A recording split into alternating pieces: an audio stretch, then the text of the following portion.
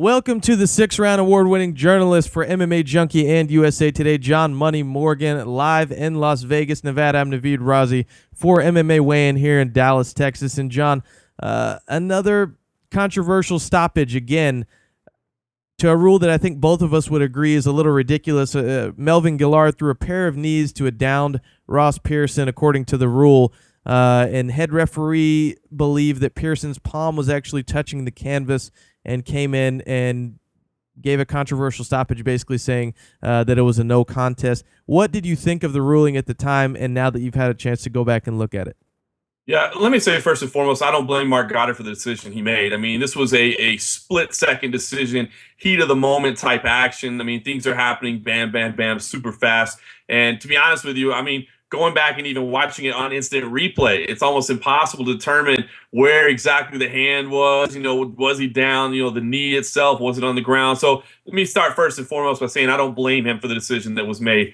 What I do blame is the stupid rule that's in place that he had to enforce. And I think we've got to look at this exact fight right here as an exact reason of why we've got to do this thing again. We've got to change this rule. I think what we need to do is change the definition of what a downed opponent really is. I don't think we should allow knees to the head of a grounded opponent. I don't think we should allow soccer kicks. I don't think any of that will ever come into play. But what we can do is change what the definition of a downed opponent is. And reaching your hand down on the mat so that you get that extra protection of a down fighter should not be legal. To me, I think, and I'll leave it up to the rule makers, the experts that are smarter than I am of how to word it or phrase it. But to me, if your soles of the feet aren't on the ground, then you should be considered a downed opponent. I mean, if you're laying on your back, if your butt's on the ground, that sort of thing. But if you're standing in any way and able to reach down and put your hand there, I think you should not be a downed opponent. And if you want to say it's about entertainment value, that sort of thing, great.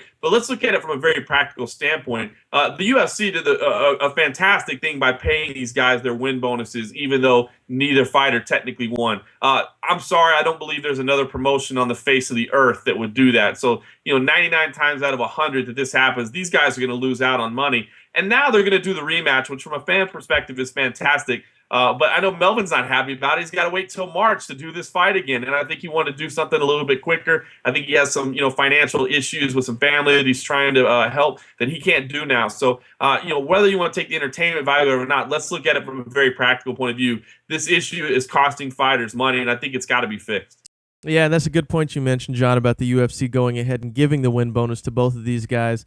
There isn't another promotion that would do that. And not only that, but I don't think we give the UFC enough credit for doing things like this all the time. And it just kind of gets brushed aside as not really a big deal because they have all this money. But that rarely happens in any other MMA organization, if ever. Back to the point of the downed opponent, I do agree with you that I think the hand being down is a little ridiculous and absurd. And I think people take advantage of that rule.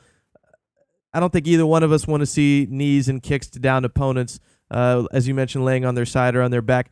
I do think, John, and I want to see what you think about this, that if an opponent does have his knee or knees to the ground in an attempt to get up, I do think that that's where they should be considered down. And I'm not really a fan of seeing a knee or a kick or anything landed in that point. On this one particular fight, it was so close, and Ross Pearson was in the motion of standing, and it was one of those NFL replays where a guy catches a ball in the end zone and tippy-toes inside. It was very hard to see if that truly was down or not, but in that instance, I would like to see that rule implemented. And the referee did say that he actually, he never said he saw the knee down, but he said he saw the palm laying flatly down. So I'm with you. I think the hand is a little ridiculous, but I do think that if the knee is down, they should keep that as a downed opponent.